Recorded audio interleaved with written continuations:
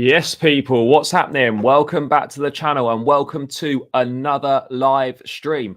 And it finished Liverpool 0, Chelsea 0 at Anfield in the battle of the mid-table sides, 9th versus 10th.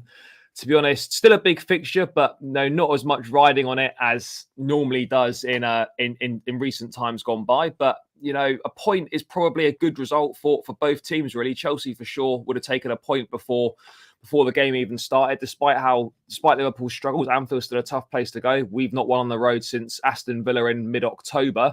So, you know, I think a point is fair. But I almost feel a bit of a sense of there was a bit more there. That game was there for the taking. If we had a little bit more quality in the final third, then we could have got the job done. But how many times have we said that over the last couple of seasons? If we had a bit more quality in the final third, we could have won. But there were some signs of encouragement. We'll get into all of them.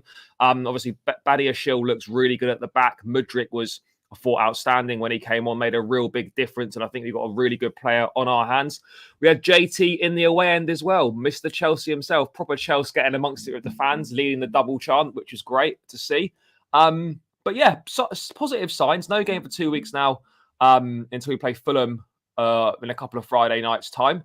Delighted to be joined by Oli. Mate, it's been a while. Welcome back to the show. Great to have you. Would you agree with me? Do you think a step in the right direction over the last couple of games? I mean, what did you make of us today? Yeah, hi Charlie. Yeah, it's great to be here. Always great to be back. Yeah, definitely a step in the right direction. Thought we had a good game today. Thought it was a good performance. I think this season we're looking a lot more at performances over results in a lot of ways. So a good 0-0 in terms of performance actually might be preferable to scrapping a 1-0 and actually not playing very well. I think especially with our injuries and things like that. I know Liverpool had a few injuries as well, but not as many as us in terms of first team starters. I thought we made a good account of ourselves. The likes of Mudryk played really well. Really impressed with the defense today. Thought they did a very, very good job. Kept Liverpool very quiet. I think all in all, I would say pretty solid performance. So definitely something to build on. Yeah, no, definitely, mate. I think some positives considering how we have been playing this season. There's been some dire performances, particularly on the road. Fulham, I thought was poor. Newcastle was poor. Brighton's been poor. You know, we've had some big defeats on the road. This was a step in the right direction, and a game where actually, you know, on another day we win that game 2-0. Like we do. I mean, I as much as Chelsea's slump this season has surprised me, I didn't expect us to be this bad. I also didn't expect Liverpool to be this shocking this season. They're honestly, they're struggling. I know we're bad. They're terrible as well. And there's a lot of parallels actually between Chelsea and Liverpool this season and like kind of last season as well, in terms of the fact that, you know, there's uncertainty around the ownership. Both teams have not invested in the midfield properly for a number of years, and it's biting them in the arse. And, you know, I think there's quite a few parallels there. But I have to say, Matt, I've not watched the Liverpool side that bad for a long, long time. You know, even more so in the fact that we kept them quiet, but really Liverpool kind of did that to themselves a lot. Whenever they got into a decent position, you know, a lot of the time they're skying the ball. They're not making the right decisions in the final third. Where, you know, literally the exact same story as us. You know, really making the poor decisions and not taking your chances. It's a funny thing to say, but if it was the Liverpool of 2 years ago, you know, if they were clinical today as they were 2 years ago, we'd have lost. We would have, because we know they're more clinical than we are, and that's not to say we didn't have a good performance. We did, but you know we are not clinical, you know, as a team, and they usually are. But this season, I don't know what's gotten into them. I don't know whether it's their injury problems are hitting them really hard. I don't know if Klopp's overstayed his welcome. I don't know if he needs to rebuild the team a bit now. He's been there for 7 years, and maybe there needs to be a little bit of a rebuild. Like you said, they've got issues going on around the ownership. I think probably what might have happened is their sort of latest generation of excellent players, the ones who went all on that fantastic run, you know, won the Premier League, won the Champions League. Some of them have gone. All of them have gotten a little bit older, and some of them have dropped off a little bit. And the ones that they've brought in so they're in this funny transitional stage where their better players aren't quite what they were, and their younger players aren't quite up to standard to actually perform in the Premier League. You know, the likes of Carvalho, Elliott, you know, these aren't players who 2 years ago would have even had a hope of starting every week for Liverpool, and a lot of them are playing now. So, it just goes to show it's the passage of time. It's a funny thing, one day you're on top, 2 years later, you're nowhere near. And it's just football. Yeah, it happens, but I think a lot of it boils down to investing when you're on top. Chelsea have been guilty of it as well. We win the Champions League, and we follow it up with a diabolical window of Lukaku, Saul, and Bettinelli. That's all we signed after we won the Champions League. Liverpool, I think, are the same. Won 2 cups last season, won the Champions League a couple seasons ago, or whenever it was now. If you don't invest whilst you're on top, you're going to get left behind. And I think it's a funny thing, isn't it? That's what's happened to both teams. Yeah, it's a funny thing, and I think interestingly, you could say the same about our Champions League and them winning. It's at a certain moment as well. Like when you win a cup, even though you probably shouldn't have done, that's the time you have to invest. But it papers over the cracks. Exactly what they're dealing with a lot of the same things as we're dealing with. In terms of, a lot of people think their squad is a lot better than it is. And, and that's nothing to do with them. That's just the passage of time, and they needed to invest and they haven't. And that's probably partially down to the ownership issue as well. We don't know if they're going to go for a full sale or a partial sale or, so everything's up in the air. There's uncertainty around the club for them. I feel for them because, they're obviously not performing the way they're used to. And so, listen, if we were having an excellent season, I'd be like, I laugh at Liverpool, but we can understand where they're coming from because we're struggling too. Yeah, mate, we're just as bad as each other, to be honest. I mean, I don't think it must be the first time in a long time that a Liverpool Chelsea game has lacked so much quality. It really did. I mean, I thought it was interesting that Klopp didn't start Trent; he played Milner at right back. I thought that was a slightly interesting decision. I don't follow Liverpool team news that closely. I don't really. I mean, obviously, I see how Trent's doing every now and then when he just appears on whatever highlights and shit. But I thought that would have been an obvious no-brainer that Trent always starts at Liverpool. But maybe not. Well, I think they were worried about what would happen if he went up against Mudryk. But putting Milner there, that's not worse. Really. It's not really a better option. It's like saying, like I don't want to fight this tiger, so I'm going to fight this gorilla instead. It doesn't make any sense. You're still going to struggle either way. Yeah, no, for sure. I mean, what did you make of Potter's team selection today? Obviously, I don't think any of us expected Mudryk to start, given the fact that, he's played no football since November. So I guess the back line stayed. The only change really from the Palace game was really pushing pushing Hall into midfield and Cucurella coming in at left back. Other than that, team was pretty much exactly the same. Yeah, I think any complaints about that? Do you think is there anyone that you felt should have started over anyone else? Yeah, I mean, you could argue it, couldn't you? But not really. I think ultimately at the moment we are where we are, especially with injuries. I think if we had fewer injuries, there'd certainly be an argument for whoever. But at the moment, I think probably not. I see the plan from Potter today. He knows that Liverpool's midfield aren't very energetic, and so sticking the likes of Jorginho, Gallagher and Hall around Jorginho adds real dynamism to the midfield. So I can see kind of why he was going to go for that anyway. Also Hall left centre mid is able to sort of track back a little bit and help out Cucurella when Salah's bombing down the right side. So in terms of like a tactical appraisal, it seems to make sense in my head, but I think some people might complain, no Pulisic or whatever. He's kind of been frozen out of the squad a little bit again. Yeah, he's still injured, isn't he? Yeah, well, of course he is. Yeah, so I don't know. It's one of them. I think at the moment with our injuries, there's very few players who he could pick where I'd go, really. Yeah, I mean, to be honest, mate. So with the injuries we've got, and the fact that Mudryk hadn't played since November, he wasn't going to start. The team pretty much picked itself.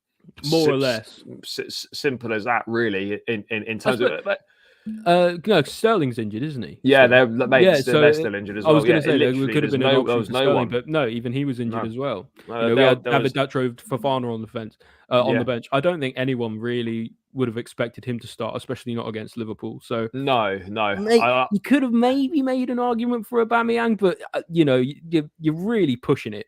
Yeah, it is pushing it. I didn't have any issues with the team at all. But mate, I don't know, controversial or not. I actually haven't watched it back yet. I couldn't really see it because it was up the other end. But Kai Havertz's goal ruled out by VAR for offside. Was that correct decision, It was, but are we a bit hard done by there?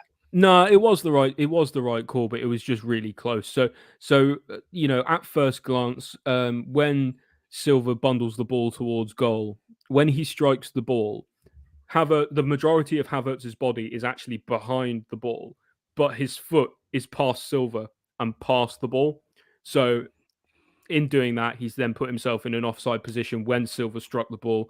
Obviously, it's come off the post and he's rebounded it in. It's a bit unlucky, but right decision. Yeah, no, I mean, other than that, there wasn't that much else in the first half. I mean, I can't really remember anything. It was a game of fairly few opportunities. Liverpool, Salah had a couple of opportunities, but he did finishing let him down. Didn't look like the Salah of the last couple of seasons. He looks like he's having a bit of a downturn in form. Every time he got the ball, didn't really feel that worried. Which is unusual. Yeah, he did. I think a lot of people, were really worried about how it was going to go, but I think having Hall as part of that, a defensive unit, and clearly Salah is, he's struggling like the rest of the Liverpool team, and when your stars are struggling, you're struggling. So yeah, it does affect you, it really does. But I don't know. What did you? I thought, in terms of the rest of the first half, I felt, we held our own. We were never really under too much pressure, and perhaps unlucky not to go in ahead. But Liverpool didn't offer anything to particularly at all. No, they're reasonably toothless, weren't they? Especially in the first half. Yeah, it was. Yeah, I think looking back on it, it was a bit of a. It was a bit of a nothing game in the end, really. There wasn't a lot going on either end of the pitch. I mean, we had the better of the opportunities for sure. And in the second half, obviously, Mudryk's introduction, and we had a couple of opportunities where he could have done better. Mate, I can't believe how many times that, in the key moments in the box, where I think about 3 times that I can remember, at a vital moment, player fell over. Slip. How is that happening? There's about 2 or 3 occasions. Maybe it was cold. Yeah, the sprinklers have gone on. Yeah, maybe too early this morning. Yeah, I mean, 2 or 3 occasions where you're thinking, right, this is like potentially a goal or definitely a shot on target at least. The guy's fucking falling over. Yeah, so one where Mount went and he was in a very good position and the ball was passed to him, and at the crucial moment he slipped, and it's just unlucky. You can't really blame that. It's just the turf. Yeah, it's unfortunate, but it's frustrating when you see like 3 times you're in a good goal scoring position every time hits the net. You need those old school boots with the huge studs on them that we used to wear at school. Yeah, but they need something needs to have changed there. But yeah, it was poor. Moving, I'll get back to the game in a sec. I just wanted to talk about transfer business quickly. What have you made of the approach that we've taken so far in this window? Because, we've seen the likes of Andre Santos come in, Datro Fofana kind of once more for the future. And then we've seen, obviously, Badia Shields come in, made a good impact. Mudryk's come in. Looking at Caicedo, possibly. We'll get into a few more of these deals in a bit more detail in a sec. But what have you made of the approach from Bowley and co? Because you hear rival fans saying it's a bit scattergun. I've at times been a little bit unsure about whether I see a clear plan or not with the first team recruitment. But then I see signings like Mudryk and Mudryk, and I'm thinking, well, then I do kind of see a clear plan. But then it's quite hard to see, like, depending what the signing is, you think, right, it's a clear plan there. But then you see some other signings, I'm like, is there a clear plan or not? But what have your thoughts been of the recruitment so far this window? Well, I think I've been a really big fan of the recruitment. I think it's all been a step in the right direction. Bowley's and his team are being really ambitious. And that's all we can hope for as fans is, that he's going to put his hand in his wallet and, and be ambitious in the transfer market, costs be damned. And that at Chelsea, that's kind of how we're used to operating anyway. So actually seeing that from the transition from Roman to Bowley, seeing Bowley doing the same thing in a sense is very encouraging. And I also like that we're looking at a lot of young players, and I think this is where the vision for the club comes in, and the purpose and actually the strategy is it seems that Bowley and co are trying to build a squad entirely made out of very young, very promising players. And I think that's mainly the goal. So if you discount the summer, and you look at the recruitment since then, even counting the summer, you could argue, despite the lacks of, Aubameyang and Sterling and Koulibaly, you could argue that those were more Tuchel signings, or Tuchel said he needed someone for the first team. They needed an experienced head, so that's what they got. But in terms of the signings that have been made outside of that, the likes of Cassidy, Chukwuemeka, Fofana now, Santos as well. These are all really young, promising players. Some of them in the academy, some of them being integrated in the first team, and it's all about building for the future. You even in some of the players that we're actually signing in terms of for the first team, like Mudryk and Madueke, both excellent first team players, but both very, very young. And I think partially the aim is to tie down these young kids to long contracts so that they can stay at the club for a long time if they're good. Also to spread out the FFP payments and things like that to make it so it's all viable. Which I think is an excellent strategy, by the way. I really do rate it from Bowley. I think it's very much a baseball-esque strategy. Like, in baseball, they have hugely long contracts worth a lot of money, and it's all amortized over time. And that's what he's doing here. There's no more 4-5 year contracts. It's 6, 7, 8, 8.5 year contracts now. And it seems to be really, really beneficial for the way the club is operating at the moment. Obviously, you're still making that commitment to pay that money just over a longer period of time. And so there's still a commitment and there's still a risk in that, because, you see what if players don't work out, what if you've got to sell them, etc. I do think I back Bowley and co personally to be able to sell who they need to and buy who they need to, and they've proved that, at least in my view so far. So I think the strategy is mainly around bringing in young, promising players. And that's partially for the club's benefit, and it's partially for Potter's benefit as well, because I think some of the senior players don't exactly respect Potter, and I don't think they rate him, and that's fine. A lot of the time, it's not like Thiago Silva's going to look at Potter and go, "Well, what have you won? I've won everything." So that's no surprise. But if you then bring in some younger players who hungry, willing, driven, want to learn, want to listen, want to play, and then you give them a coach like Graham Potter, who's a little bit on the softer side in terms of how harsh he can be, but very tactically astute, those kids are going to learn a lot. Yeah. And so, and for me, that's kind of the goal. So it's about making it for the club, in terms of revenue, but it's also about for the team and in terms of the squad, in terms of actually making a team up that will see Potter as the right guy for the job, which I think at the moment I think it would be fair to say some of the squad the jury's out for them. Yeah, mate, there's going to be a massive clear out in the summer, and I think it's long overdue, and it has to be. And the likes of people that A, aren't performing well enough, and B, just don't want to be at the club. You want players that the club means something to them. They value it. They want to be here. They want to turn up week in, week out. I think there's a lot of players at Chelsea right now that are just going through the motions. I think Pulisic's one of them. I think Kai Havertz is another one. I think Aubameyang. That's three there that instantly for me all need to go. Hakim Ziyech, even though Ziyech's so frustrating. He's actually a fucking good footballer, but he just looks like he doesn't give a shit. And then, and then, he's one of them where you know what he can do, but then you don't see it enough. And he's just so frustrating because there's actually so much ability there with Ziyech. It's mad. But he's a great player. We just don't see it. He's a really good footballer. Yeah, but like you say, I think he marches to the tune of his own drum. He's a little bit of a renegade, but I think Potter actually kind of likes him. So I don't know. Maybe he'll stick. He'll end up sticking around. He does always offer something a bit different. He's always good for a good long diagonal. We all know how good his passing is, and we all know how good his left foot is. Just wish he did it on a more consistent basis. It feels a little bit like he kind of only tries when he wants to, when he feels like he wants to. So it's one of them, isn't it? Where you think, do you want a player like that in the squad or do you not? And I guess that's just a matter of opinion. I mean, one thing you don't get from him, he does absolutely zero defensive work. You won't get any if you're the fullback or wing back behind Ziyech, you're getting no defensive help. You say that, but he wasn't bad today. He was quite industrious in that regard. It was better today, but generally speaking, you don't you're not going to get a lot of defensive help from him. Well, But he's again, not a like, defender though. no, he's Like, not.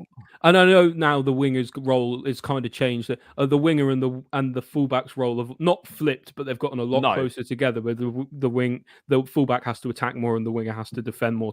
And they both support each other, right? But I personally thought today that Ziyech did an all right job. Yeah, I think he in was terms good of today. defending. He did help him deal with Harvey Elliott down that side. That's not an easy thing to do. No. And battling with Thiago, I think at the time, I think he was fouled. Got his boot flung off and stuff. So, I think he did an all right job today.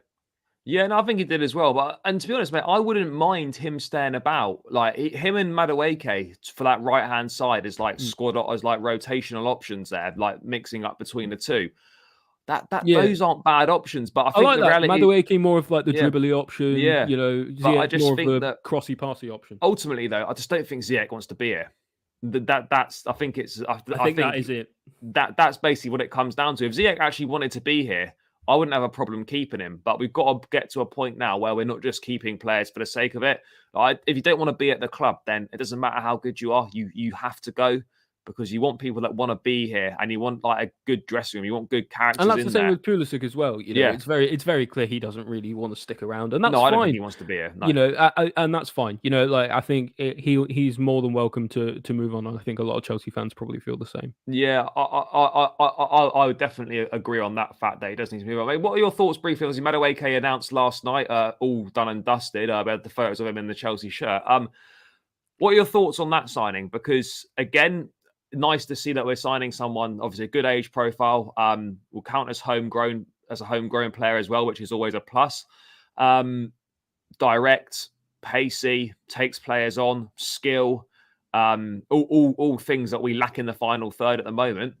And a left-footed player that plays on the right is also something a little bit is a good option to have, a left-footed option on that right-hand side. How much do you know about him? Because I've got to be honest, I've hardly watched any of him. So I'm not going to sit here and say, oh, he's unbelievable. I've watched him loads and he's going to be great for us. He might be great for us, of course. But, I mean, do you like this signing? I mean, I'm no expert on him. I probably know about the same as everybody else. You've seen a couple compilations of him on Twitter. You've seen what some people who have watched him have had to say about him. And it sounds all like good things. He seems like quite an industrious player, likes to run with the ball. He reminds me a little bit of a young Wilfried Zaha on the right-hand side instead of the left. And to be fair, if you had the option of signing Zaha but 10 years younger, I think a lot of people would. Yeah. So he seems like he's a decent player. Seems like a nice person as well, which I think does actually matter sometimes in terms of the squad. It really does. He really, like he's good with the ball at his feet. He likes to dribble. Likes to cut in on his left foot. I think it could be a reasonably good signing. I think the jury's going to be out about whether our medical team end up killing him or not. But if they don't and he stays fit, that's probably the key thing for him. I think he's got all the talent, he's got the world at his feet. But if his feet are up on a gurney in the dressing room, then he's got no chance. Obviously the last thing as well is, like you say, he's homegrown. He was at Spurs' academy. So there's also a little bit of Spurs in him, which we can't judge him for necessarily. Not everybody's perfect, but when he did sign, he did say. Chelsea are the best club in London, obviously.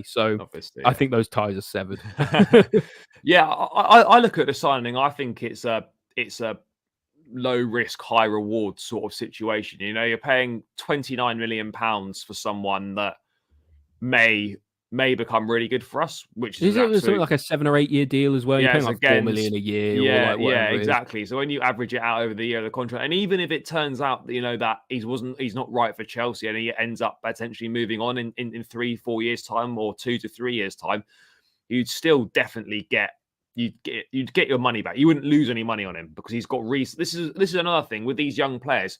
Not all these young players are going to work. Like, I think that's obvious. You're not going to have 100% hit rate.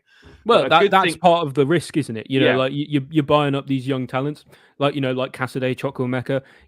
I'd say so far in terms of like Chukwuemeka, for example, jury's out. I think he's had some promising moments and some less promising moments. I think he'll be a good player. He could be a good player exposure.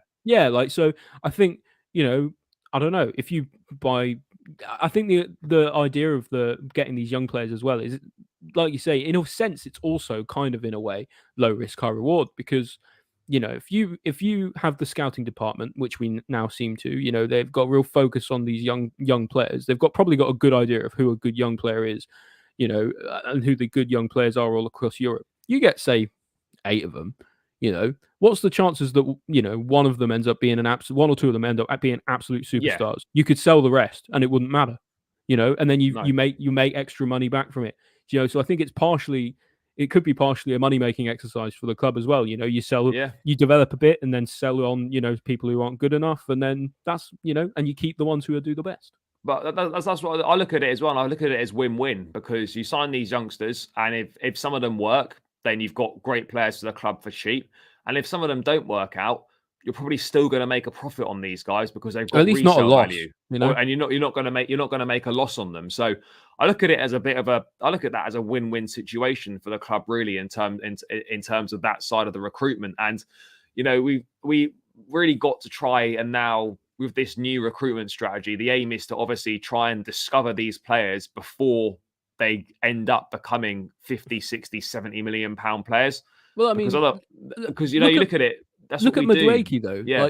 That's a good example that's of an doing example. Exactly that. Could be 60, 70 million pound player in a couple of years' time. Well, he easily could have gone, say, to Aston Villa or so, a team like that. A team to replace Coutinho or something on the wing, and he could have lit it up for them, done really, really well, and suddenly people are touting him. Oh, people need to snap him up 50, 60, 70 million. If that works out for us, we have the equivalent then of a 50, 60, 70 million player that we got for dirt cheap. Yeah, exactly. This is the thing. And people say, I see some people saying, that, oh, why are we signing these? No one's heard of these guys. Why are we signing them? That's the point. No one had heard of Riyad Mahrez. No one had heard of Kante when they were signed. No one had heard of Caicedo, really. No one particularly heard of Enzo Fernandez. This is the point.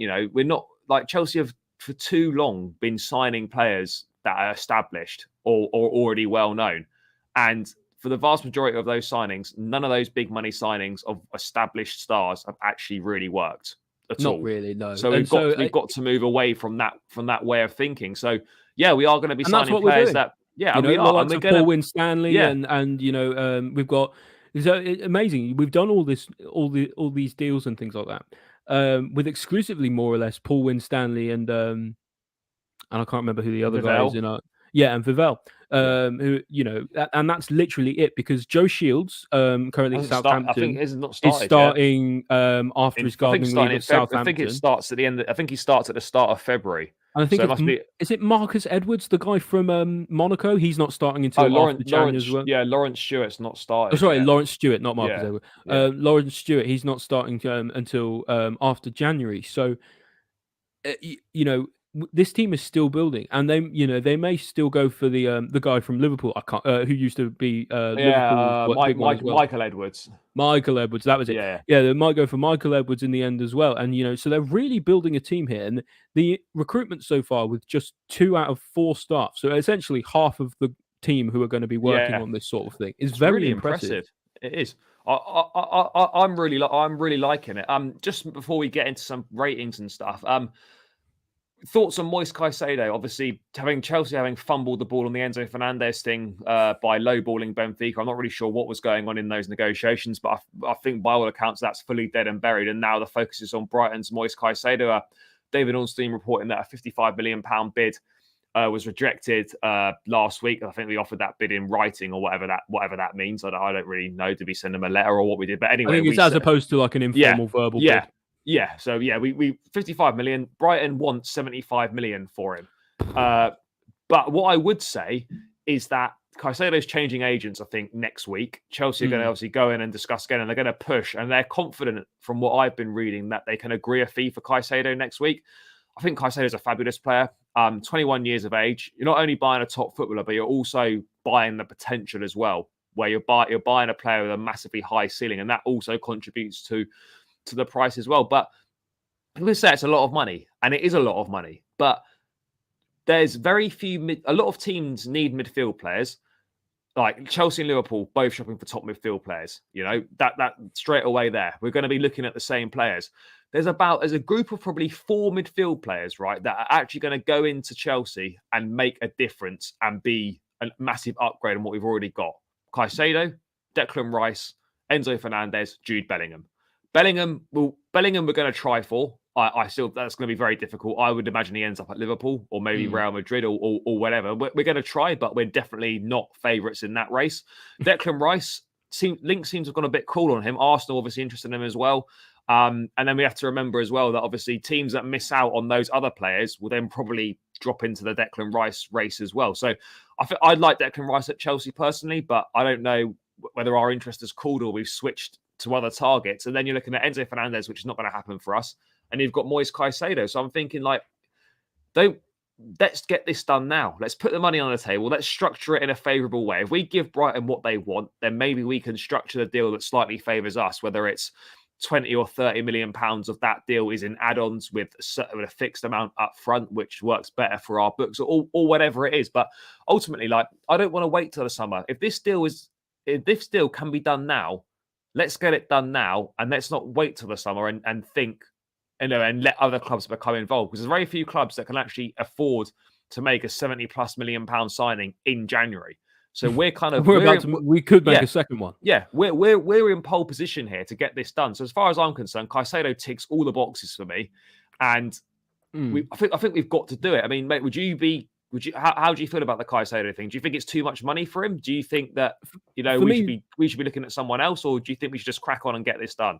Well, for me, the deal depends on the price. I think 75 million is ludicrous money. I really do for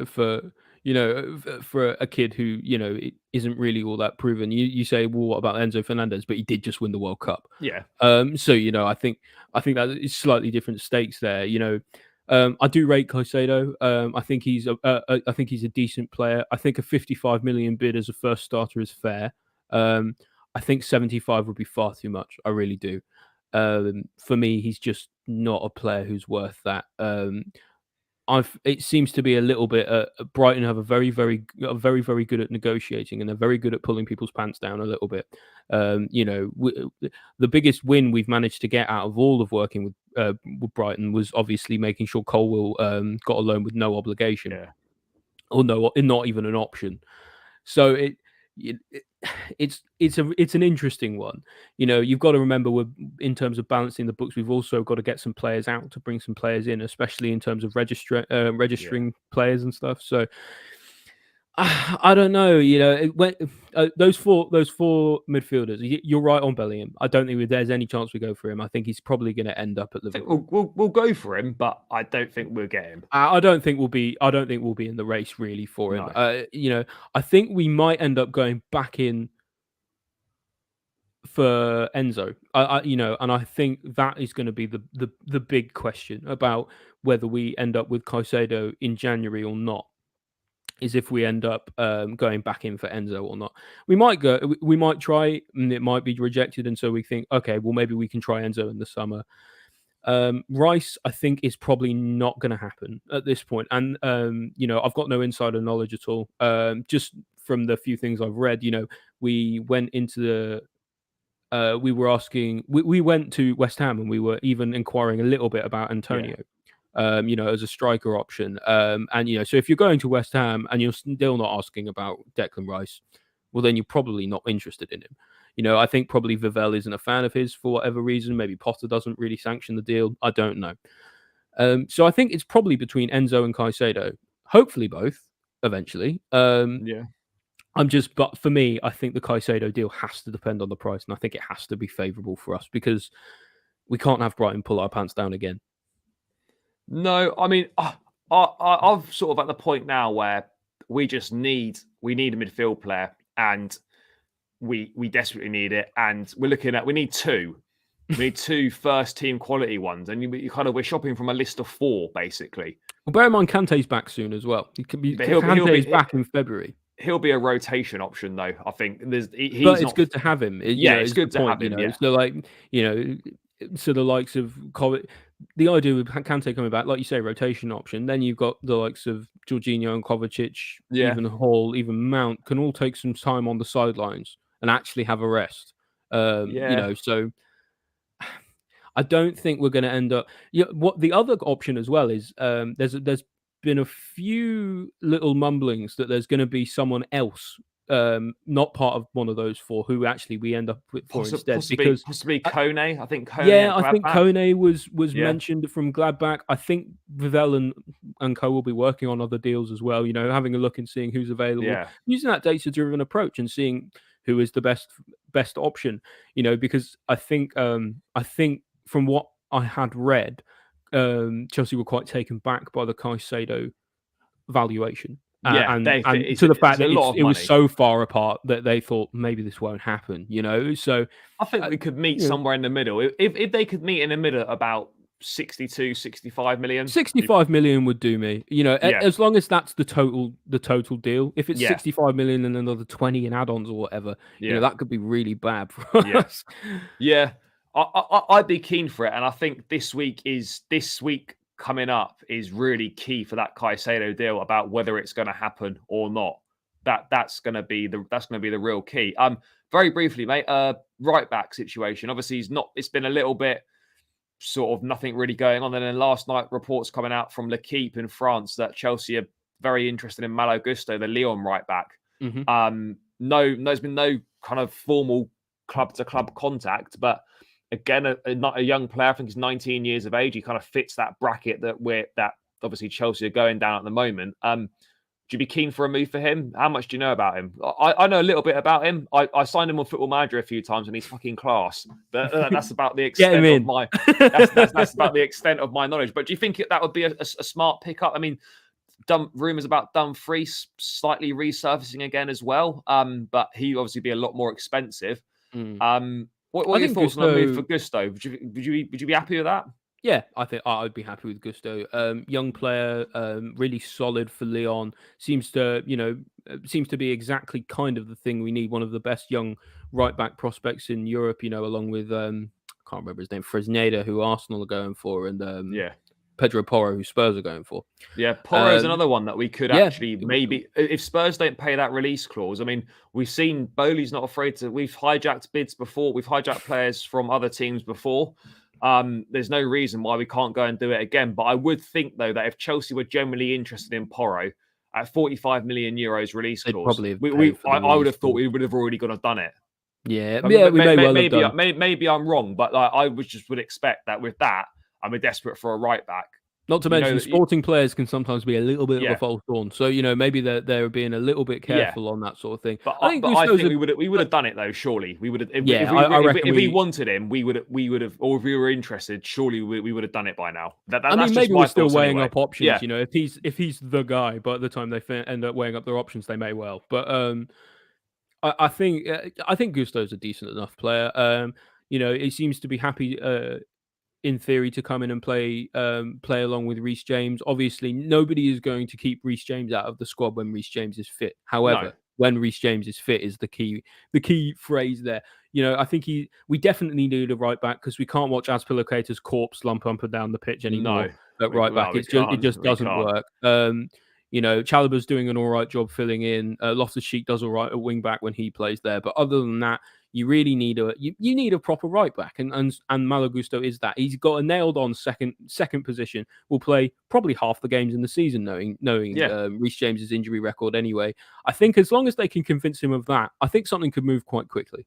Yeah, no, for sure. It's definitely going to be an interesting kind of last 10 to 12 days of the window for Chelsea. I still think there's possibility for two more to come in. I really do. I think Caicedo is one that if I had to make a prediction now, I think Caicedo signs for Chelsea next week. I think you may be right. You may be right. The only caveat for that is if we go back in for Enzo and Benfica start to chat. That would be the only, if they. My only thing with that is though, with it's less than that. It's like 10 days left till the window closes. Benfica are going to want a replacement, and they want the whole 120 mil upfront release clause. They've been very clear about that. So I don't really know. I don't know how much room for negotiation there is. But there might be. You never know if they might go back in and go, look, we can make these terms more favorable for us, and we can give you more money for it. And not saying pay over the release clause, because that would be absolutely insane, not like we did for Nkunku. But Yeah. I the other option as well is us getting a midfielder on loan as Yeah, I've well. seen a So few murmurings few about that. reports of that, and also these reports don't tend to be saying any. They're not saying it's Caicedo. They're not saying it's Enzo or anyone like that. No. In terms of on loan. So again, that might be someone different altogether. There's a lot. Obviously, they've clearly got a lot of balls in the air, so it's going to be an interesting one to see who we end Mate, up with. it definitely is, but I think it's next week's a big week for Chelsea. I think there could be I think a couple of signings between now and the end of the We've got a window. good chance of things happening next week, because 100%. we've got 2 weeks before we play again, or 13 days or so before we play again. That's big in terms of a lot of days on the training ground for Potter, but also it means everyone's around Cobham, everyone's around at the club at the time. There's no focus on the football key. in terms of the matches. You've got things actually working behind the scenes. Everyone can work together, push in the right direction. James and Chilwell will be back in the mix. For Fana will be back in training. Like, a lot of players will be back from injury as well. Mm-hmm. So there's definite positives on like ahead. So I'm looking forward to it. The one thing I would say, the last thing I'd say on that is I think depending on who we get, whether we get a centre mid or a right back, probably means we don't get the other one until summer. No, I would also probably agree on that as well. And I also don't think there's going to be too many outgoings. I think there could have been a possibility for Pulisic or Ziyech to leave in January, but given the injuries we've had, we've seen things come in for Havertz and possibly come in for Havertz in the last 6 hours or so. In terms of going to Bayern, things could move quickly with that. It could happen, but at the same time, he's also quite a young player. I think his part works as part of the idea that they're trying to build towards anyway. So maybe as much as I'm not a fan of Kai Havertz, I wouldn't sell him in January. I wouldn't sell him this month. I'd sell him in the summer, but not this month. But let's get in some ratings quickly then, guys. Make sure you smash the likes on the stream, subscribe to the channel as well if you haven't done so already. Trying to get as quick to 3,000 subscribers as quickly as possible. So every new subscriber helps. So make sure you do hit that subscribe button. Would really appreciate it. Mate, let's kick things off with Kepa. Thought he had a good game today, actually. Couple of good saves that he made. Commanded his area well. Didn't really do anything wrong. Kept his cool. Thought a pretty solid performance from him. Yeah, he was fine. Largely a passenger. Did well when called upon. That's kind of that's kind of the classic phrase for goalies, isn't it? When you have actually quite a quiet game, but like you say, no major mistakes. So Kepa's had a good game from me. I'll probably give him I'll give him a solid 7 out of 10. I think that's pretty. That might be a little bit high for me personally. I think I'd give him a 6.5. But that's. We'll go with a 7, guys. By the way, get involved in the chat as well. With your player ratings, whether you agree or disagree with anything we've gone with. Thiago Silva. Tell us if we're wrong, and we'll tell you you're wrong. Oh, mate, we'll get to it in a bit. But I've been getting absolutely hammered, right, in the comments on Chelsea Fan TV for saying that Gallagher had a good game. Just been battered. It's like, been absolutely smashed in the comments, like saying like, is this guy drunk? I've lost all I used to respect his opinions, and now he said that Gallagher had a good game. They don't respect him anymore. It's like, Jesus Christ! This is all I've said. He's had a good. I thought he had a good game. I'm just getting pelters for it. Do you know what it means? It means they respect your opinion. they hear you. Mate, it was mad. Honestly, like, I don't know if I'm watching a different game or what. I don't know. But anyway, Thiago Silva, mate, this guy is a joke. Every time I do a player ratings, like, to get to Thiago Silva, it's just like, he can't keep doing this the older he gets, and he keeps doing it. I can't remember the last time he had a bad game. Do you know what's weird is that I actually think since. Even though he keeps getting older, he's getting better.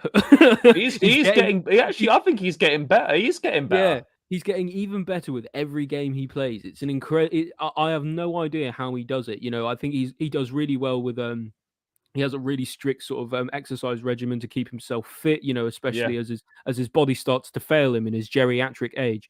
But it's an absolute joke. This guy ages backwards. He's absolutely fantastic.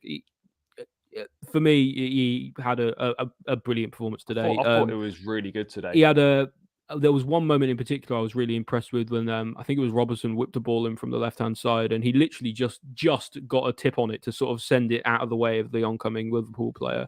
And it's stuff like that. He's just always going to be there when you need him and when you can count on him. And he was unlucky not to score today as well, Yeah. at the other end. So for me, he gets 8.5. Yeah, I think an 8.5 is fair. I was potentially going to push it to a 9, but man, maybe I will just push it to a 9. I thought it was Go outstanding. on. I thought it was out. I thought it was outstanding today. I really do. Honestly, mate, for all the money that Chelsea have spent, and it's a lot of money over the years, this guy on a free transfer is one of the best bits of business I think we've ever done in our club history. It's Absolutely. a phenomenal piece of business. It really is. I just wish we had signed him 10 years ago. Yeah, It would have been absolutely fantastic. It's clear that he loves the club and his wife loves the club and their whole family loves the club. They're properly invested and they bleed blue in it. And that's really important on top of being an excellent player. Is you've got to love the club, and he really does. He's almost like our captain, who's not our captain in a sense. He's the one who kind of marshals the back line. He does an excellent job of that. He's so good. I mean, talking of so good, I think there's a guy that's obviously 17 years younger than him, who's making a very good impression, and looks like a real find for us. Badiashile actually speaking after the game today on Thiago Silva's influence. All the team helped me, but above all, Thiago. He gave me plenty of advice both before the match and on the pitch as well. It made it easier for me to perform. Mate, people would like talking about Gvardiol, or maybe we should have paid the money for him. Badiashile, from people that I've spoken to and stuff, they said, this guy's a really good player. Very experienced, played over 100 games for Monaco at the age of 21, few caps for France. Mate, this guy looks really good. I was impressed by him against Palace last weekend. I thought he was exceptional today. And he looks so calm on the ball. The biggest compliment I can give him is he looks like he's been playing in this league for years. And he looks really composed, really accomplished. Left-footed centre-back options, really useful there. And I actually can't see how Koulibaly gets back in the team at the moment. Yeah, Koulibaly's really, really struggling for form at the moment. Not only is that, but he's also older. And that in the way that Chelsea want to operate going forward, that does matter. For me, I've been really blown away by Badiashile. Sometimes players come in and they need a little bit of time to sort of warm up to the league and they need to get the ground running. This guy is so composed. He came in literally the first game and it was like he'd been playing here for ages. You're quite right. He's really, really composed, and I think he's lucky to have Thiago Silva beside him. I think that does help him a lot, especially because obviously Thiago Silva can speak French as well. But it's for me. He's just an excellent player. He's been an excellent signing for us so far. He's one of those ones that if he keeps going on this trajectory, we'll look back on this and go, look, 35 million or whatever it was. That it's a real. That was an incredible signing.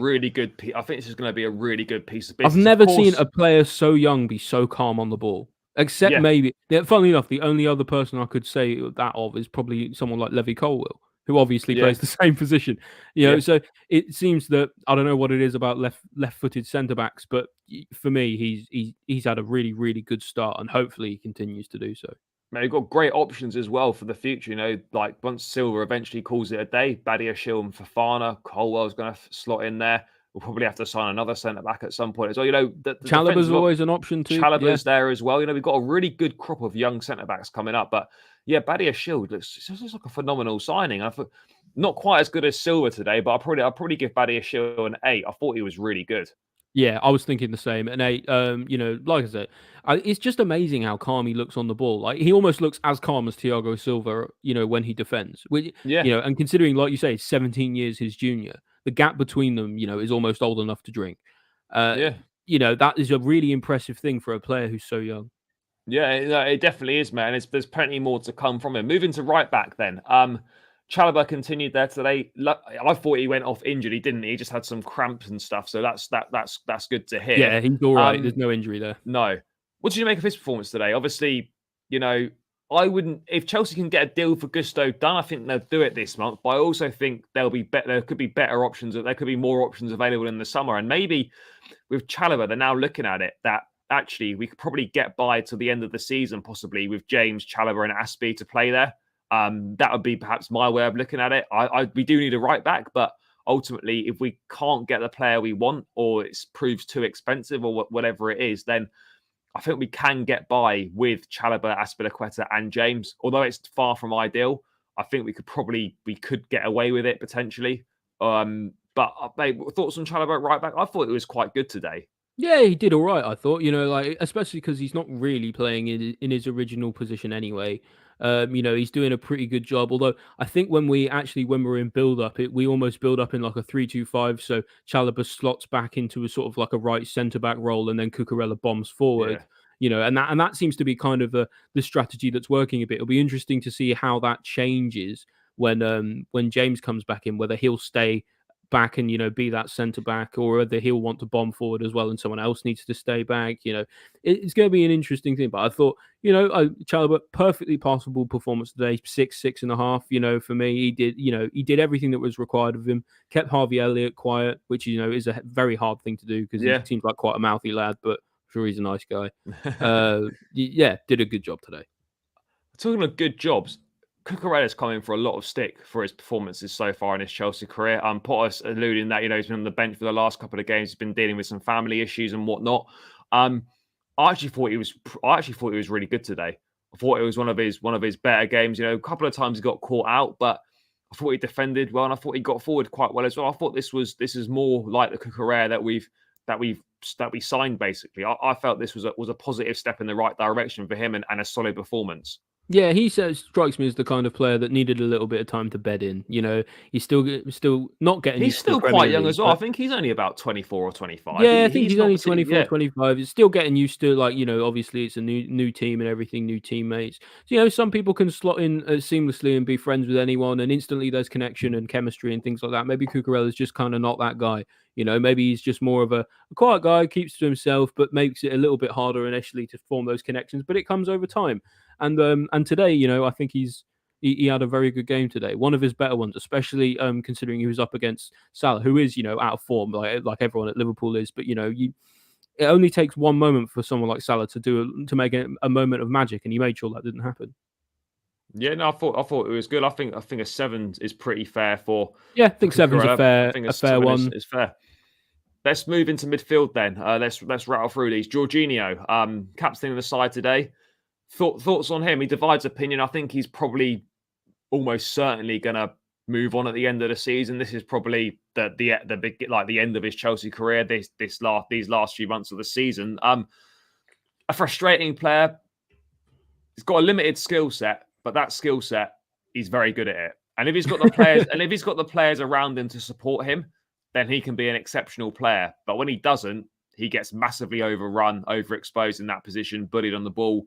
I thought he was okay today. Not amazing, but I felt he did a pretty solid job. Yeah, I would kind of say the same. I think what was it? It was Bruce Lee who said, "I don't fear the man who practices 1,000 kicks once, but one kick 1,000 times," or something like that. Yeah. And that's kind of like Jorginho. He has one thing he does, and he does it very, very well. Yeah.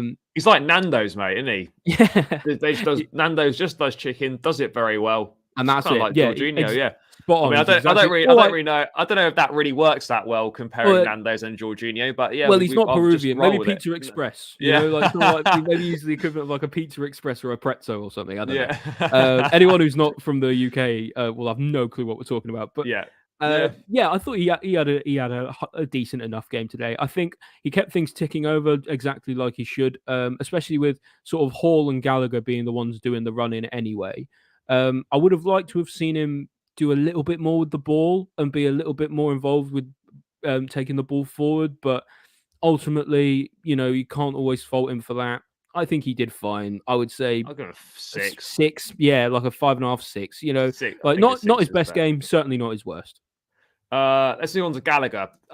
Ultimately, what time will tell whether he's going to be good enough for Chelsea or not. I think he can make a good squad option depending on what players come in the summer and what players potentially look to be moved on. I think in Gallagher, Chelsea have got an interesting situation where he'd make a good squad player, but he's also one of Chelsea's assets that they could fetch at least 40 million quid for. So there's kind of a decision to be made there. I thought it was good against Palace last weekend. Despite what some people think, I actually thought he was quite good today. Yes, decision-making needs to massively improve in the final third. He's not the only one here, and he needs to be more influential in that final third as well. But I actually thought he was okay today. I quite liked his performance. I felt the reason he was in there for me was his energy and he gets about in that midfield. And Liverpool don't tend to like that kind of high press, that energy in midfield. Certainly not at the them. moment. Yeah, no, definitely not at the moment. I thought Gallagher. I think that's one of the main reasons Gallagher played today. Obviously, Kovacic had a calf injury, so perhaps he would have started instead of him, maybe. But I mean, what did you make of Gallagher? I actually thought, I'm not saying like he's some sort of world beater by any means, but I thought he was quite good today. Brings a lot. He brings a lot to the club. Brings an energy. Brings a passion. Brings. When I say energy, I mean both in his temperament and in his actual levels of energy. The guy runs and runs and runs and runs. People can say he's a road runner. He's out there for a cardio session, whatever. But you know what? I'd rather that than a player who doesn't try. So I ultimately, for me, thought I think decision making needs to improve. I think he's still a little green. He's still a little young. But that will all come with time. With his more mature, or as he matures a little bit. I think he had a really, really good loan at Crystal Palace. And I think that made people expect a lot of him when he came into the Chelsea setup. I think people probably would have expected a few more goals and assists from him by now. So I think to a certain degree, maybe the standard for him has dropped a little bit from being at Palace, but certainly today, he really got about the place. He was really industrious. I thought he did a decent enough job. I would give him a 6.5. Yeah, I think that's pretty fair. I was going to go for a similar one. I think bar Mason Mount, which we'll get onto in shortly. I thought Lewis Hall had a really poor game today. He struggled today. I've been really impressed with him. I'm a massive fan of him. He's still only 18 years of age. He's got plenty of time on his side. He's going to grow as a footballer, and the more exposure to the top level he gets, the better he's going to be. But today was a difficult day for him. Getting a start in his preferred midfield position, I just felt he got overrun a little bit. He kept losing the ball. He's giving the ball away, passing simple passes, just putting them straight out of play. I felt he really struggled today. I love Lewis Hall, but today, if we're just talking about today in isolation, he really struggled, and this was a poor performance. Yeah, and that's exactly what you should expect from a player. For a player who hasn't actually played back in his natural position since he's gotten into the first team. So he'll be a little bit rusty. But on top of that, he's 18 years old. He's literally a kid. So he's going to be inconsistent. He's going to make mistakes, and that's all kind of part of the learning process and the growing. He's going to have good games, and he's going to have bad games. Today was a bad game. Next game might be a good one. For me, if I were him, if I were Potter or something, I would put my hand on his shoulder, say, "Don't worry about it. It's part of the learning process. Just keep working hard." And that's exactly what he needs to do. So I don't know. I'd say today, a 5. Some people could be saying maybe a 4, but I think a 4 might be a little bit harsh. I think part of the reason as well, I think he's come in at wing back and he's done an excellent job, and he's keeping the likes of Cucurella out of the team. He's doing an excellent, doing really, really well with that. So I think it's more the fact that he's set his own standard very high. Being an 18-year-old coming into a team like Chelsea, into the first team with no loan experience. Remember, he's a year younger than Reece James was when he was at Wigan. Yeah, right. No, bear in mind, that's the kind of level in terms of as a player. No loan spells at all. No, so as a player, you can see clearly that you can see the strengths he has, especially for a kid so young. Just wasn't his day today. No, not his day today. Let's move on to Hakim Ziyech then. We spoke about him a little bit earlier. I felt Ziyech was quite good today. He actually worked hard coming back more than he normally does, which was nice to see. Got forward well, got in some decent positions. Delivery was not bad. This was an all right game from him. Nothing special, but he tried. He put effort in, and he looked dangerous on occasions. But not too much more than that from him. Yeah, I would say the same. Looked industrious, looked like he wanted to try, looked like he worked hard. Started pinging a few balls around to Mudryk and things like that, which I thought was quite good. Working on sort of that long diagonal. And just for a quick sort of side caveat, thought Mudryk was excellent today. Completely changed the way we played when he came on. If we were going to give him a rating, I would have given him a high one. I think Ziyech did very well today. For the task he's been given, he kind of did everything he was asked of him, and nothing more and nothing less. So I'd give him a 6.5. Yeah, I think a Same as 6.5. Chalobah. Yeah, I think that's pretty fair. Let's move on to Havertz. Divides opinion. I ultimately just don't think he's good enough for the Premier League, or the Premier League's just not suited to him. I just don't see enough from him over the 3 seasons or two, and this is his 3rd season now. I haven't seen enough from him to suggest that he can be that guy for Chelsea. The fact that we still discuss what position is best for him is just ridiculous, and he's just not a consistent player at all. And he's shown nothing in the Premier League. He was better today, but again, just doesn't offer enough. That's my issue with him. You know, I'm not saying that Havertz is a shit player. He's not. He's got lots of ability, but for whatever reason, in this Chelsea team as it is now, or as it has been, and in the Premier League, it just doesn't seem to work for Kai Havertz right now.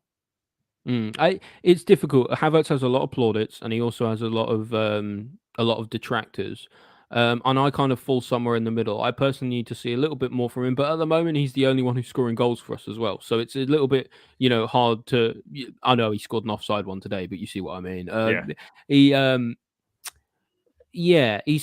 the kind of player who could go missing for sort of like 88 minutes and score a winner. And sometimes that's valuable, and sometimes it really isn't. And a lot of the time in the games that we're playing at the moment, he isn't. And it's difficult because it seems to be a little bit like Havertz's kind of player you need to build a team around. But is he that guy to build a team around? I think the jury's out on that. I don't think he's good I think enough. A lot of people would say no. I personally wouldn't really think so. So if you're going to do that, do you just cut your losses and sell him? There's a whole debate to have over Havertz, that I have with some of my friends on the regular. So, did all right today. Unlucky not to score a goal. Was in a good position for it. Just unlucky to have his foot offside. Like I said, on another day, maybe that gets ignored by the ref, and actually it goes in, or like VAR miss it or something, and it happens. That's kind of, it is what it is. But for a large portion of the game, he was a bit missing. Give him a 5.5. I'd say. I think that's. It might sound a little bit harsh, but I think if you're leading the line, you probably need to be doing a bit more. You need to be doing it. Yeah, I would agree, and like only time will tell whether he ends up being good enough for Chelsea or not. But I think seriously, if we're looking at what we've got in attack at the moment, Mudryk, Madueke, and Kunku coming next summer, might keep Felix as well. Havertz could be a squad option, but he'd probably be looking at it and think, well, I could go and be a first team player somewhere else. I mean, and if Bayern Munich, if Bayern Munich put 50 million quid on the table in the summer, I think if you're Chelsea, you probably take it. I to be honest, I think a lot of people actually don't. I think a lot of people are under-egging actually the price he'll go for. I think he'll go for £60 million. And the reason I say that is just because 50 million now, that buys you an academy prospect. Yeah. So I think if Chelsea got an offer for him in and around that 50-60 million pound mark, I think they definitely take it. I just think with Havertz, it's one of those where the problem is he's a moments player, and when you've paid big moments, but when you've paid 72 million pounds, you want more than moments, like even big ones, and even big ones. That's the problem. I think very quick, sorry, just Daniel Knight's made a very, very pertinent point in the comments. It seems he does play better with a striker, and he did play. And when he has played with a striker this season, like when he's played with Aubameyang and stuff, he has looked better. He acts as like that, more of like kind of that shadow striker option. The problem is we don't have an actual striker, that's he doesn't have anyone big or tall or something like that to play off of. Funnily enough, you would have thought someone like Lukaku would be the perfect sort of. But we saw Lukaku and Havertz a few times last season with and for some reason maybe it looked okay at times. It looked alright, but it looked didn't really click. No, don't know why. So maybe you're right. Maybe it is just a case of Havertz is a moments player and you need more moments, but. You can't build the team around him because I don't think he's not good. I don't think he's worth that. He's not good enough to build a team around him. He's not demonstrated that should be the case. Before we finish on Mason Mount, touched on it earlier, Mudryk's debut was very impressive. Just having someone on the pitch that is direct, pace, good with his feet, takes players on, dribbles. All things that we've been massively deprived of from Yeah, Chelsea really attackers. provided that fear factor, Yeah, to Liverpool in a way. It was the first time I've seen that since Eden Hazard left. And like that's exactly what I said after the game. The first guy I can remember since Hazard that actually, when he got the ball, you're on the edge of your seat, sort of, you're like really, thinking, really nice what's he gonna dribbling, do? Yeah, lightning quick, really, really nice dribbling. Was unlucky not to get his shot on target when he danced through the Liverpool mate, defense. that was so good. Absolutely Yeah. incredible play, and it shows he's got confidence, he's got ambition, and he's got the ability. This kid's going to be a superstar. I think he's gonna be really good. I mean, Gerard was doing the BT off, was doing a coverage today. He was saying that he was saying, that Mudryk looks the real deal. Some of his clips today were outstanding. He reminded me a little bit of Arjen Robben, his footwork, how quick he is, He how he almost looks like manipulates he the ball. watches the Yeah, game play in slow motion around him, mate, with how quickly he moves his feet. he's rapid as well. He's so fast. He was something like back like 5 yards. I don't know it's only Milner, but he's 5 Yeah, yards back on Milner, and Milner was almost on top of the ball, and he yeah, still won the ball and yeah, drew a foul from Milner. yeah. Like did a really, really good Mate, job today against the. Liverpool are struggling, but it's still yeah. Liverpool. Did a really, really good job. I hope to see more of them soon. I think there's a lot to be excited about. Yes, it's important not to get carried away and whatnot, because he's only played 30, 35 minutes. But I think there's a lot of 35 minutes. More 35 minutes. You say the same about Felix, though, don't you? Yeah, what an hour Felix he was played. really good. Felix was good as well, mate. Mate, the fact that we could see in a couple of weeks at Fulham. I know Felix is still going to be missing Fulham, but you could see Madueke, Mudryk, and Felix play at West Ham, for example, as a completely new front three. So it's definitely exciting and times. he was another player that actually he played with a lot of composure. Which I didn't expect. Really I calm. expected him to be really kind of erratic because of how fast he played with the ball, but actually he played with a lot of composure, made good decisions, was always making the right runs, always making the right passes. I was very impressed. Very impressed. I was impressed with him as well. Let's quickly finish on Mason Mount then. Divides opinion for sure. He's having a terrible season. No two ways about it. Game to forget today as well. One of his. I mean, he's not played well this season at all. But this, by his standard, even by his performance level this season, this was a new low. This was one of the worst performances I've seen from him. It might be the worst game he's played in a Chelsea shirt, which says a lot because it wasn't a dreadful game, but by his standards, it really was poor. It was really bad. I mean, mate, he has to be dropped. I think there's like a universal consensus now amongst the fan base that I think he's tired. He looks like a guy. I saw a tweet somewhere. I can't remember who tweeted it out. It was. I'm not going to try and find it now, but it was basically saying I've seen the one. It looks like the one about 500 games or something. Yeah, that one. And I think people. I'm not making excuses for Mount because he's been awful this season, but he does look like a guy that literally has had no break since he was at Derby. Yeah. He fully needs time away. Hopefully, in the summer he'll get that time because he desperately needs a break. He really, really seems to burn himself out partially of the way through the season. I think he because even in the seasons where he did very well, there were parts of the seasons where he wasn't as good. So I think it might be rightfully said he wasn't very good at the World Cup either. No, and you can tell he loves the club, and I don't know if necessarily it's the contract talks or anything like distracting him. Don't know if he doesn't feel valued or anything like that. These are all perfectly reasonable theories given the situation around Mount. Me personally, I just think he's tired. I think he's really tired, and he probably needs a break.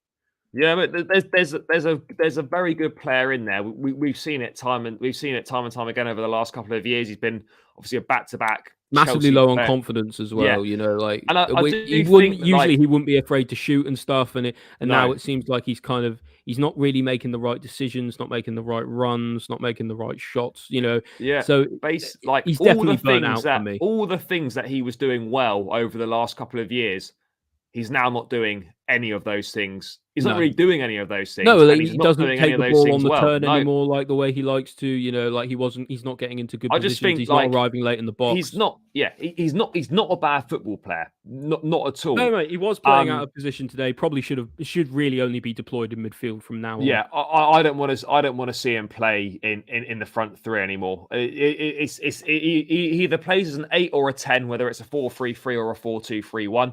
Otherwise, he has to be on the bench. But I think I think he's played way too much football. But for me, I know he's had to play in certain instances where he shouldn't have played because of the amount of players that we've had available, but he really shouldn't be anywhere near the starting lineup for Fulham in a couple of weeks' time. Not at the moment, no. But He shouldn't be playing. He's not playing well enough to warrant being in the team. And then secondly, he's just played way too much football. Like pretty much every manager picks him every week. And it's what I said about Kante. It's kind of the Kante dilemma. So with Kante, what happens is Kante was so good that, and it's kind of happened with Reece James as well. Their two things are very similar, where every manager has to pick them no matter what because of how good they are. Yeah, and we saw that for a long time with Mount as well. The difference is what the way that ended with Kante and James is they both got injured because they couldn't manage their workload because they were being played so often. For whatever reason, Mount isn't very injury prone. no. But what that has resulted in is playing far too many games. So he's probably very physically and mentally fatigued. Yeah, I would totally agree on that. I mean, I also never come across a player that comes in for so much criticism and abuse. Do you know what? Like, from his own fan base than Mount. If I were him, I would delete social media as well Yeah. because that is doing him no favors. Because he just the problem is he seems like he's really low on confidence, and the less confidence he has, the worse he plays. But I find it mad. Like these guys, are these people Chelsea fans? Like what are they? Because as a Chelsea fan, how could you like put that much effort and energy into actively hating one of your own? Yeah, I suppose it's all swings and roundabouts in a sense, isn't it? Because a lot of people hated Lukaku for what he did. Yeah. But a lot of people say that was justified and the hate against Mount isn't. But for me, I think he needs for me, someone like Mount needs to stay offline for a bit. Don't look on your burner account. Don't we all know they have them. We all know all the players have them. They definitely do. They definitely do. I think even Potter has one. Probably. It's probably best not for it. He should probably not look at it either. Yeah, exactly. Same difference. And I think probably I think we all forget that how young Mount still is. Just turned 24, turned 24. So still very young, my age. And for me, it seems that maybe he's lost his way a little bit. I think he probably liked working under Tuchel quite a lot, and maybe now with the change of manager, it's I know even though he was here at the start of the season and he wasn't playing well then, maybe it's just kind of, I don't know. There's a lot of things surrounding Matt. Played a lot of games, change of manager, change of ownership, contract talks going on. And a lot of the players in for contract talks aren't really performing very well. Look at Mendy, he's not fit at the moment, but he's been terrible as well. Yeah, he's been poor, and then they were talking about his contract, and that hasn't happened either. So, Shano's made a good point. Johnny's coming for you, by the way, mate. He can come for me if he wants. Fact of the matter is, do you know what? And I think the problem is with Mount at the moment is he looks like he's lost his minerals a little bit. Yeah, I think that's partially what's happened. So it's a shame. It is a shame. He's not playing well right now. He needs an extended break on the side. He needs time out of the team.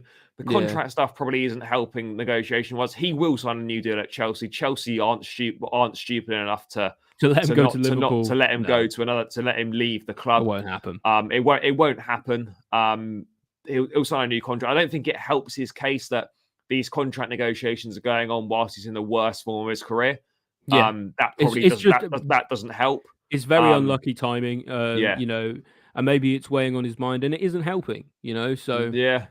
I mean, today was terrible. I'll probably give him a 1. He was awful. A 1 or a 2. A very rare low score from us because we tend to rate players, as fairly as we think they deserve. But this was awful. It really was a poor game today, especially really by his high standards. That's not a player. That's not a player of the season for us. No, absolutely not. Mate, just wanted to round out very briefly some thoughts. We had Azpilicueta come off the bench today. 500 Chelsea appearance for the club. I think only 6 people have done that. I think he's the 6th. He is the 6th. Yeah. Yeah. Quite some achievement. We know that right now he's not up to it. Really, he's a bit over the hill.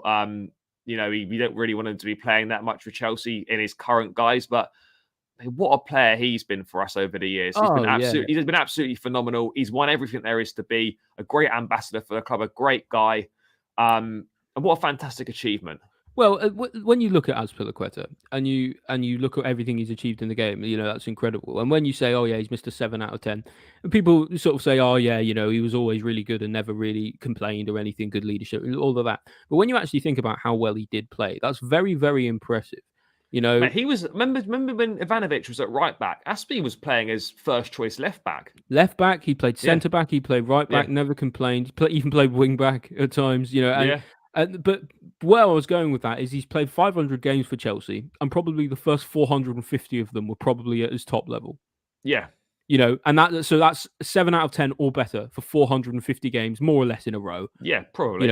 And as far as I can tell, he's almost never been injured. Doesn't get injured much, does he? I can't think of many games he's missed. The only time I've ever remembered him being injured is when he wore a mask, and he still played. Yeah, he still played. It's really important to remember that while he's kind of not he's kind of a shell of his former self now because of his age and his legs have gone and all the rest of it. You got to remember, like we said, there's 450 or so of those first 500 games. He was absolutely phenomenal. Like absolutely incredible player. Really, really pleased to have had a man like him in the squad. And you know what?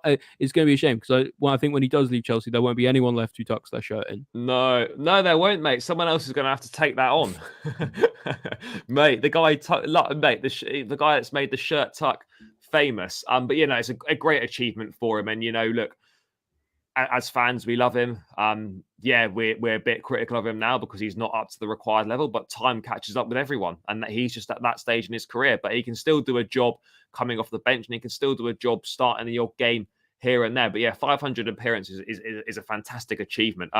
Imagine if we have a Diego Costa type player up front for Mudryk, just like Hazard had. I mean, it would be great. I think Chelsea do need a 9.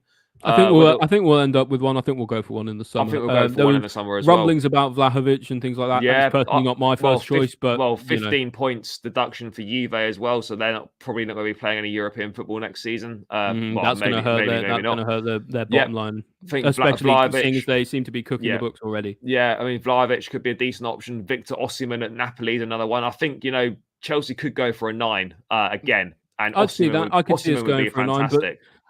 At the same time, it's like don't give him the shirt. There's always that problem. Don't give him the shirt. Get excited about linking Chelsea with 9s, and then the inevitable cycle begins. But then you have that realization that it wouldn't be great to have Osimhen. What a player he is.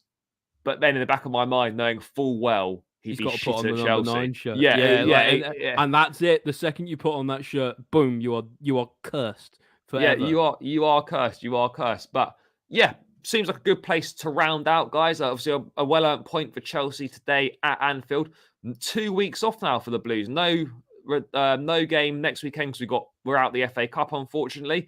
Seems a bit strange saying that because we made the last 3 finals and we're now out in the 3rd round. But swings and roundabouts is how it goes. That's what happens when you play City. Yeah, I mean, and some much needed time off. A bit of a break, get some good work done on the training pitch, and then head into Fulham in a couple of Fridays' time with the bit between our teeth and hopefully avenge that loss we had at the Cottage. Also, we've got the January window to finish up before we next play. So let's kind of wait and see who comes in there. But guys, thanks so much for getting involved in the chat. As always, thanks for your comments. Oli, thanks so much for your time, mate. Really appreciate it. Guys, make sure you follow Oli on Twitter. It's obviously, I've linked it in the description and it's on his screen name as well. So do give him a follow there. Yeah. And guys, you can follow me on Twitter as well if you want. That is on the screen name there. Subscribe to the channel, smash the likes on the stream on your way out. Make sure you check out the match vlog as well from earlier on today if you haven't done so already. And I'll be back on Monday evening with Mr. Ben Jacobs for some transfer news. So make sure you tune in for that one. But guys, until then, take care, enjoy the rest of your weekend, and up the Chelsea.